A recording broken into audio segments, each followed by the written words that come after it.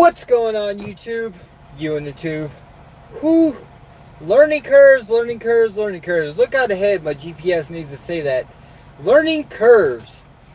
Alright, so this is probably should be a quick one because I'm sure some of you guys are not even up or you're driving or whatever. And you can't check in, so maybe you can watch it later. But, so, like I told you guys in the last video, we had booked 2 loads that should have took us all through the weekend. Our first load was picking up it was supposed to pick up yesterday, and it was a Clorox load. And Clorox, can I shut this? It's kind of bright. Clorox, can I turn? Yeah, a little better. With the Clorox load, that is a, I don't know what the verbiage is. It's one of those Corona 19 blah blah blah. You can drive as much as as quick as possible. So we got here early yesterday morning, and we're only like, I don't know, maybe 2 miles from the pickup. And so we went in early to try to see if we could get squeezed in, and the dude's pretty much like, yeah, no. Hit me with the thumbs up, guys. I want people to see this. I want people to learn from this. But so the guy's like, yeah. He goes, you can come back at your appointed time, 8 o'clock. He goes, but to be honest with you, we're like 2 days behind booked on orders. They're like, your load hasn't even been picked yet. So we're like, okay. So we came back to the truck stop. We stopped and ate, and we waited, and then we went over there at our appointed time, and the guy's like, I could put you in a spot. You could be sitting there for a couple days, to be quite honest with you.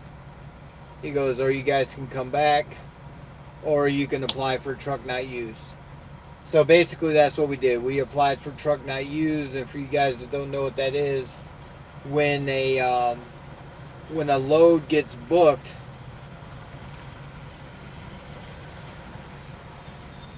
Mr. Tim Rush, Mr. Gillis, how you guys doing?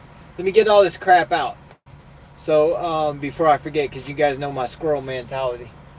So we go back, and the guy's like, yeah, no. So we called in, and we got truck not used. And if you don't know what that is, that's basically when you're dispatched to a pick somewhere where you're picking up, and they can't fulfill the truck needs. So let's say they want to send this stuff to that place, and they get there and they're so behind that they can't, they can't load the truck. Basically, the truck gets a fee, which is called truck not used. And I mean, that the amount varies between company or whatever. It's usually like $150, $200 something, which honestly doesn't really mean shit, because so we had the truck not used. So we were scrambling all last night, and with the scramble, we basically, it was 8 o'clock, 9 o'clock at night. We can't really find anything to get loaded to get out last night. So we said, screw it, we'll get up in the morning. So we were up at 7:30 this morning to, sorry, I'm looking at this KW getting ready to pull in. I mean, I kind of miss my truck, but I kind of don't at the same time because of what I'm trying to do. But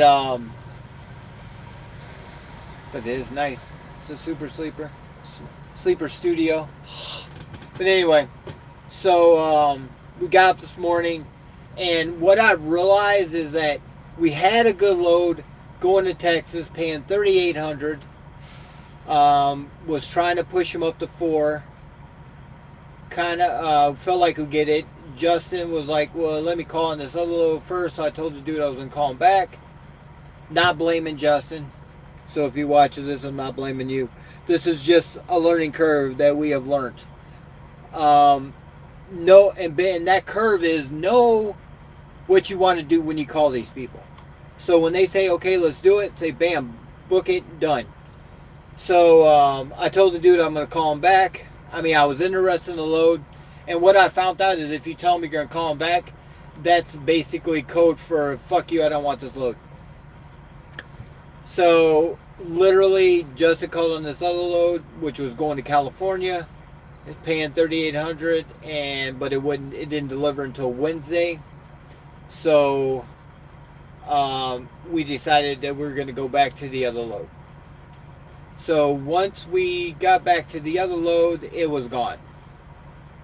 So that old saying, strike when the iron's hot, is key. So that's what we've learned today, is strike when the iron's hot.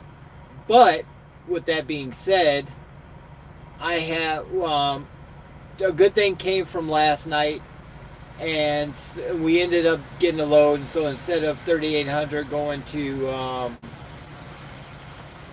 where in the hell it was going to Texas, we are going to, I think, North Carolina. So the other thing that's good that happened yesterday was the fact that I made connections. I hope I made a relationship with this lady that has freight coming out of the Carolinas going to Texas and back and forth, which would be huge. So if we can get on some kind of dedicated or something, at least we know what we're doing every week. And I'm pretty sure that eventually we are going to be getting our own DOT. That's the next step, guys. That's the tippy top of this trucking. I mean, you start as a trainee, then you were a company driver for a while. After that, you go to lease op, you learn. After lease op, you buy a truck. After buying a truck, the finish line is your own DOT and insurance and all the other crap. And it's a process, I'm happy you guys have been, taking this journey with me. I am dying to talk to this driver over here. Tell him about my big yellow beast I had. But, so that's where we're at. We have a load going to North Carolina. Once I get done with this video, I'm going to have to talk to the lady we made relations with yesterday. We didn't have relations, we made a relationship, and make sure she's set up with Elgin so we can do work with them. So that is basically, like, I had a load today paying like, I think it was like 31 or 38, something like that, 3,800. But I got the load booked. They were going to give us a load, but we had to set up a carrier package with that broker and our carrier. And once we got to that point, our carrier was basically like, no, we're not working with them. So I'm like, this sucks. So which made me think, you know what? We need to take the next 6 to 8 months and maybe start looking at getting our own authority. That would be the next move. So, but that's where we're at. I will try to come back to you guys later tonight once we get the load picked up and we get underway. But that's it, guys. Ooh, less than 10-minute video, 9 minutes. Wait, let me catch messages. I don't want to miss any of these. Tim A. Rush says, what's up, Big Money? Where? I need some money. Give me some money. You're the money. You're Mr. Big Money. Mr. Expo driver, traveling dock worker guy. Mr. Gillis, how you doing, brother? Trucks. Definitely trucks. That's the next move after we get the damn DOT. That's the grand thing. What's up, Billy? How you doing, Billy? Trucker Will, what's going on? Junior says, hey, you on the phone with him? Mr. Junior. Tell him I said what's up. I'll call you guys once I get done with this. I got to make one other call to this other broker. But then I'll hit you guys up. Because I know, Will, you're going to have 8,000 questions. And I love you for it. I mean, Trucker Will, that's what makes you you. You. If you guys don't know, Trucker Will, go look at his page. Trucker Will. I call him Trucker MF Will, but it's Trucker Will. You know, when you have, like, I have friends, and I have some really good friends. And the friends that I have all have a special, different personality. When it comes to caring, and somebody that cares about your well-being, that sometimes cares too much, Trucker Will for the win. That is 100% true. That is Trucker Will. I feel extremely lucky to have, or to be able to call Will one of my friends, because he has helped me out in some shit. I mean, there's been times that, I mean, you guys have been following me. If you go back and look at the Great Fall video when all that shit happened, I mean, I couldn't form sentences. I was like so mad, so hot, so flustered, I couldn't even talk. I can barely talk now, but whatever. Trucker Will has, I think he's found me like 3 or 4 jobs. He's been there. I got mad and got upset at him, and I'm mad at the situation, and I took it out on him.